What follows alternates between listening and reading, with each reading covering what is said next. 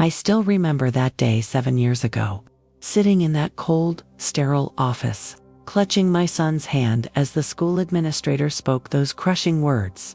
"Mrs. Wilson, we need to be realistic about Jason's future.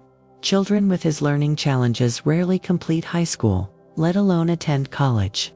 I felt my stomach drop and tears well up in my eyes, but Jason just squeezed my hand tighter. Little did they know that on graduation day, my son would stand tall on that stage, diploma in hand, and read aloud a letter that would silence every doubter in that auditorium.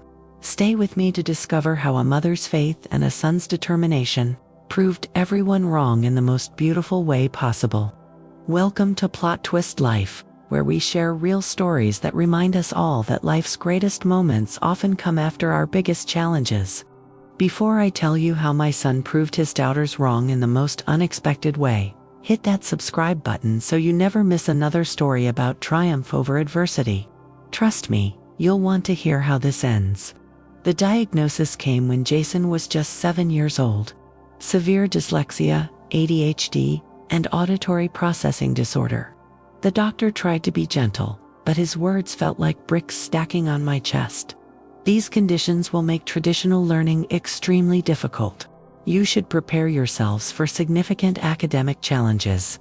As a single mother working 2 jobs, I felt completely overwhelmed. How could I provide the specialized help my son needed? How could I protect him from a world that often misunderstands these challenges? That night, after tucking Jason into bed, I sat on my kitchen floor and cried until my throat was raw. Not because I was disappointed in my son, but because I feared the world wouldn't see the brilliant, creative, kind-hearted child I knew. The early years of school were brutal. Jason would spend hours on homework that his classmates finished in minutes. He'd practice reading the same paragraph 20 times. Tears of frustration streaming down his face as the letters seemed to dance and flip before his eyes. His teachers, though well-meaning, didn't know how to accommodate his learning style. Reports came home with comments like not applying himself or needs to focus more. These words cut deep, because I saw how desperately hard he was trying. By 3rd grade, Jason started coming home with his shoulders slumped, refusing to talk about his day. One afternoon, I found him hiding in his closet, surrounded by torn-up worksheets. "I'm stupid, Mom," he whispered. "Everyone knows it. Even the teachers think so." I gathered him in my arms, my heart breaking as his small body shook with sobs. That was my turning point. I refused to let a system built for neurotypical children define my son's worth or potential. I began researching everything I could about learning disabilities, staying up late after my shifts to read articles and books. I connected with parent advocacy groups online, learning about our rights and the accommodations Jason was entitled to by law. I requested a formal IEP individualized education program meeting and walked in with a 3-inch binder of research, assessments, and legal information. The school administrators looked surprised. They probably expected the timid, grateful mother who had nodded along at previous meetings. Instead, they got a woman transformed by Mama Bear determination. "My son isn't lazy or stupid," I said firmly. "His brain works differently, and he needs different tools to learn. Either you help provide those tools, or I'll file a formal complaint with the Department of Education." I surprised even myself with that boldness, but when it comes to your child's future, you find strength you never knew you had. The accommodations helped. Extra time on tests, permission to use text-to-speech software, audiobooks instead of traditional reading. But the social aspects were harder to address. Children can be cruel, especially to those who are different. Jason was regularly excluded from lunch tables and playground games. The names they called him, retard, dummy, slow, left invisible bruises that no IEP could heal. There was one teacher, though, who saw Jason differently. Mrs. Rodriguez, his 5th grade teacher, noticed something the others had. Miss Jason could tell incredible stories. While he struggled to write them down, his oral storytelling captivated the class. She gave him a small tape recorder and encouraged him to record his stories at home, then play them for the class. The first time he shared one, about a boy who could speak to animals and used that power to save an endangered forest. The classroom fell silent. When he finished, a boy who had previously mocked Jason's reading asked, "How do you come up with that stuff? It's like movie-level good." That tiny victory was the first stepping stone. Mrs. Rodriguez recommended Jason for a specialized summer program focused on creative development for children with learning differences. There, Jason met other kids like him, brilliant minds trapped in brains that processed information differently. For the first time, he didn't feel alone or broken. The program director, Dr. Marshall, took a special interest in Jason. "Your son has exceptional spatial reasoning and creative problem-solving abilities," he told me during a parent conference. "These are valuable skills that our traditional education system rarely rewards. But they're precisely the skills many successful entrepreneurs and innovators possess." Those words were a lifeline when, a year later, we faced the crushing meeting with the middle school administrator I mentioned earlier. After telling me that children like Jason rarely graduate high school, the woman slid a pamphlet across her desk, information about vocational programs for students with learning disabilities. "We need to set realistic expectations," she said with practiced sympathy. "Jason will need to find a career path that doesn't require academic success. Perhaps something hands-on, like landscaping or food service." I felt Jason's hand tighten in mine. At 12 years old, he was old enough to understand that this woman was placing limits on his future. Before I could respond, Jason spoke up. "I want to be a marine biologist," he said clearly. "I want to study whales and their communication systems." This was news to me. He'd been watching documentaries about whales for months but hadn't shared this dream until now. The administrator's smile was strained. "That's a wonderful dream, Jason, but marine biology requires extensive college education, strong reading comprehension, and advanced mathematics. Perhaps we could find something else ocean-related that might be more accessible." The car ride home was silent. I wanted to say something reassuring, but empty platitudes felt wrong. Jason deserved honesty. When we pulled into our driveway, I turned to face him. "That woman doesn't know you," I said finally. "She doesn't know what you're capable of. If you want to study whales, then we'll find a way for you to study whales. The path might look different from what you imagine right now, but we'll find it together." That night, I emailed Dr. Marshall from the summer program. I explained what had happened and asked for guidance. His response came the next morning. "Bring Jason to my office this Saturday. I have some people he should meet." That Saturday changed everything.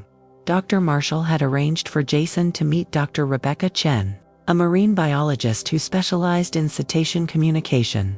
What we didn't know until she began speaking was that Dr. Chen also had dyslexia.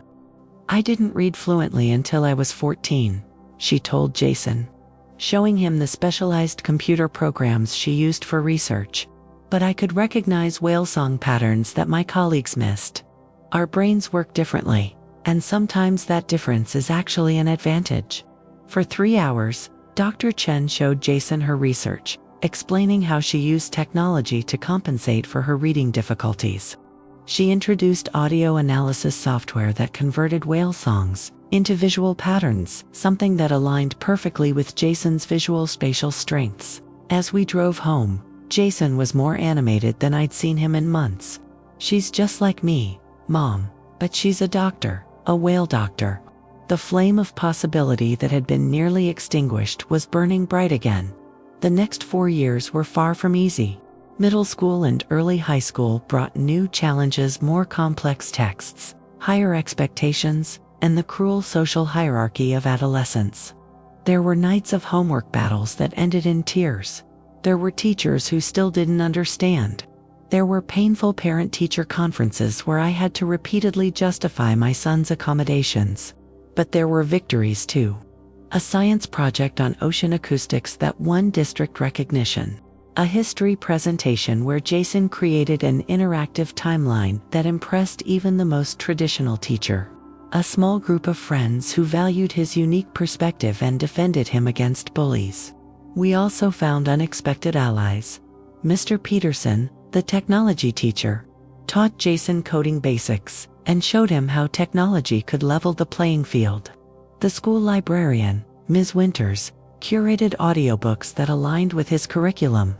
Coach Bryant discovered that Jason's spatial reasoning translated to exceptional strategic thinking on the basketball court. By junior year, Jason had developed an impressive set of coping strategies. Text-to-speech software, read his textbooks aloud, while he took visual notes using a color-coded system he'd developed. He recorded lectures and listened to them at half speed while reviewing his notes. For essays, he'd record himself talking through his ideas, then transcribe and structure them using specialized software. His grades weren't perfect, but they were solid. More importantly, he was learning, truly understanding the material, not just memorizing for tests. By senior year, he was taking advanced placement environmental science and excelling. His teacher, Mr. Ramirez, encouraged him to apply to colleges with strong marine biology programs. But what about my learning disabilities? Jason asked him after class one day. Won't they disqualify me? Mr. Ramirez shook his head. Universities are required to provide accommodations, just like high schools. And many schools specifically look for students who have overcome challenges. It demonstrates perseverance and determination. Qualities that matter far more than perfect SAT scores. With Mr. Ramirez's help, we researched colleges with strong support services for students with learning differences.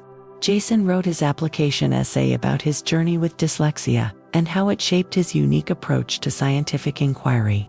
He explained how his different way of processing information allowed him to see patterns others missed, a valuable skill in scientific research. When the acceptance letters started arriving in spring, I couldn't hold back my tears. 5 colleges had said yes, including Pacific Coast University, known for its exceptional marine biology program and support services for students with learning differences. The same school where Dr. Chen, the marine biologist with dyslexia, had studied and now taught as an adjunct professor. As graduation approached, I found myself reflecting on that meeting years ago, when an administrator had practically written off my son's academic future. The memory still stung, but now it was tempered by the sweet taste of vindication. 2 weeks before graduation, Jason came home with unusual excitement. Mom, you know how they choose a few seniors to speak at graduation? They picked me. I was stunned. Public speaking had always been difficult for Jason due to his anxiety about mispronouncing words. That's amazing. But I'm surprised you volunteered. He shifted nervously. I didn't exactly volunteer. But I have something important I want to say, and Mrs. Donovan thinks it would be powerful for the whole school to hear it. Mrs. Donovan was the current principal, a compassionate woman who had replaced the former administration after a district reorganization. She's helping me prepare so I don't get too nervous, Jason explained, but I can't tell you what it's about. It's a surprise. The night before graduation, I found Jason at the kitchen table, practicing his speech. He quickly covered the paper when I walked in. No peeking, Mom. I want you to hear it for the first time tomorrow, with everyone else. Graduation day dawned bright and clear. As I sat in the auditorium watching seniors file in, wearing blue caps and gowns, I couldn't hold back my tears. Every late night, every advocacy meeting, every moment of doubt of it, had led to this moment. My son, who they said would never graduate, was walking across that stage today. The ceremony proceeded with the usual speeches about futures and possibilities. Then Principal Donovan approached the microphone. Our next speaker has a unique story to share. His journey through our school system exemplifies perseverance, determination, and the importance of believing in oneself even when others don't. Please welcome Jason Wilson. My heart pounded as Jason walked to the podium. He looked nervous but determined as he adjusted the microphone. Then he pulled out an envelope. 7 years ago, he began, his voice stronger than I expected. An administrator at this school told my mother that I would probably never graduate high school. A murmur went through the crowd. I have dyslexia, ADHD, and auditory processing disorder, and those were seen as insurmountable barriers to academic success. He opened the envelope. After that meeting, I wrote a letter to my future self, a letter I was only supposed to open if I defied those expectations. Today, I'm going to read it to you." He unfolded the paper and began to read. "Dear future Jason, if you're reading this, it means you made it. You're graduating high school, even though they said you probably wouldn't. I'm writing this right after that meeting where they told Mom that kids like us don't usually succeed in school. I'm angry and scared, but mostly I'm sad that they can't see what Mom sees in us. Mom says our brain is different, not broken. She says we just need to find our own path. I don't know if that's true right now, but I hope you've discovered it is. I hope you've found teachers who understand that different doesn't mean less. I hope you've found friends who value your weird ideas and the way you see the world. Most of all, I hope you never believed them when they tried to put limits on your dreams. Remember when we wanted to be a marine biologist? I hope you're still planning to study whales, or whatever else you became passionate about. I hope you're going to college, even though they implied that wasn't realistic for someone like us. If you're standing at graduation right now, it means we won. Not just for ourselves, but for every kid who's ever been underestimated or written off because their brain works differently. I'm proud of us." Mom is probably crying in the audience. "Sorry, Mom, but you know it's true. Remember that we didn't do this alone. Mom fought for us when we couldn't fight for ourselves.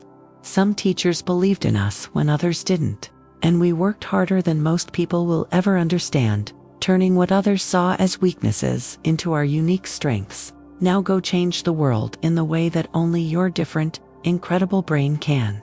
Yours truly, 12-year-old Jason. By the time he finished reading, there wasn't a dry eye in the auditorium. I was openly sobbing, remembering that broken-hearted 12-year-old and marveling at the confident young man he'd become. Jason looked up from the letter. "I am going to college this fall. I'll be studying marine biology at Pacific Coast University, where I've already been accepted into a research program focused on whale communication systems." The audience burst into applause. He waited for the clapping to subside before continuing. "To any student here today who's been told what they can't do, whether because of a learning disability, or their background, or any other reason, please know this: they're wrong.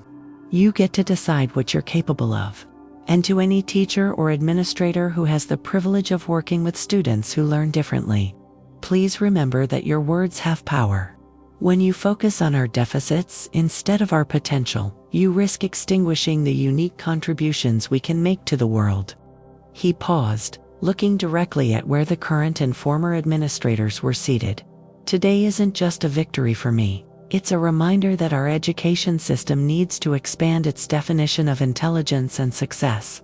My diploma isn't just a piece of paper, it's proof that determination can overcome doubt.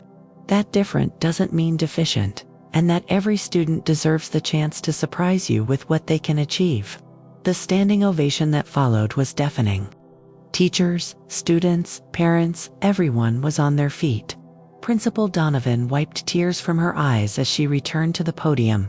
"Thank you, Jason, for that powerful reminder of why we became educators in the first place." Later, as we celebrated at home with family and friends, Mrs. Rodriguez, that fifth-grade teacher who had first recognized Jason's storytelling abilities, pulled me aside. "I always knew he was special," she said, "but even I underestimated just how far he would go. Thank you for never giving up on him." I shook my head, watching Jason across the room, animatedly describing his upcoming research program to his grandparents. I never had to make that choice. Giving up was never an option. As our guests departed and the house grew quiet, Jason and I sat on our porch swing, looking at the stars. "You know," he said thoughtfully, "I've been thinking about that administrator who said I wouldn't graduate. I was so angry at her for so long." "I still am," I admitted. "Her words could have destroyed your confidence if we'd let them. But they didn't," Jason replied. "Actually, they might have been the most motivating words anyone ever said to me. Every time I wanted to give up, I remembered her face, her certainty that I couldn't do it, and I'd think, I'm going to prove her wrong." I put my arm around his shoulders, realizing how broad they'd become. My little boy was now a young man, wise beyond his years. Sometimes the people who believe in us teach us how to fly, I said. And sometimes the people who doubt us give us the fire to launch ourselves higher than anyone thought possible. He leaned his head against mine, just as he used to do when he was small. Thanks for believing in me when no one else did, Mom. I squeezed his hand. I never doubted you for a second. Not because I'm particularly wise or insightful, but because I had the privilege of seeing you as you truly are, not a collection of diagnoses or limitations, but a remarkable human being with unique gifts to share with the world. As we sat there under the stars, I thought about all the parents sitting in cold offices receiving devastating news about their children's limitations. I wished I could tell them all what I now knew with certainty. Labels don't define our children. Diagnoses don't determine destinies. And sometimes, the most beautiful futures emerge from the moments when someone says, "You can't," and a mother responds, "Just watch us." And that's how my son proved everyone wrong, not just by graduating, but by using his voice to challenge a system that too often confuses different with deficient. Today, Jason is thriving in his marine biology program, using technology and his unique perspective to make discoveries his neurotypical peers might miss.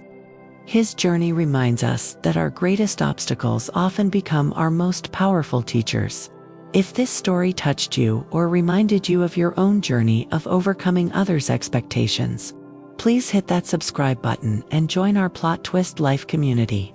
Share your thoughts in the comments side. Love to hear about a time when you or someone you love proved the doubters wrong.